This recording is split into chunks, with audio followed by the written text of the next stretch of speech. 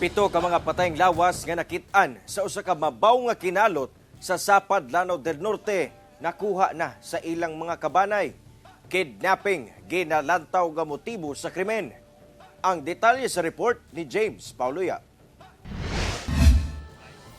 Gikumpirma sa hepe sa Sapad Municipal Police Station nga nakuha na ang pito ka mga patayng lawas nga gipanlubong sa Sitio Lapao, Barangay Carcum, Sapad, Lanao del Norte. Sumala sa opisyal nga pasado alas 5 sa hapon adlang Lunes, miabot sa punerarya ang usa ka Winnie Dalora kinsa nagpailang igsuon sa usa sa mga biktima aron kuhaon ang patayng lawas niini ug dalhon sa ilang lugar sa margo sa tubig, Zamboanga del Sur. Magbanay lang sab kuno ang mga biktima kinsa paingon unta sa Cagayan de Oro City aron musakay og barko padulong Cebu City aron manarbaho. Milakaw kuno sa margo sa tubig ang mga biktima pasado alas 5 sa buntag adlong Domingo ug paglabay sa pipila ka oras dili na kuno sila makontak. Blanco sab ang kabanay sa mga biktima sa motibo sa krimen tungod wala man kuno sila kabangi sa ilang lugar. Murag silingan mi kay balo man siya wala dili kaaway dili sa kuan kay ang dili ka nawa ipalutungan na mo sa amo.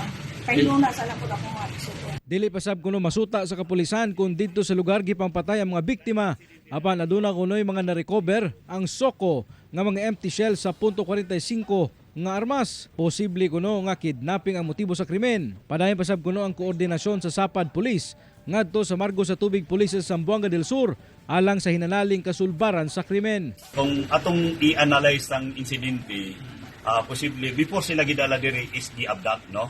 Na may chances kay ngano man o according sa ilang family napadulong sila Cagayan para muadto og Cebu, pero napaka-imposible kung ilang gisakyan muani sila diri para mohapit lang kung kisay hapitan nila na wala man sila kaila diri.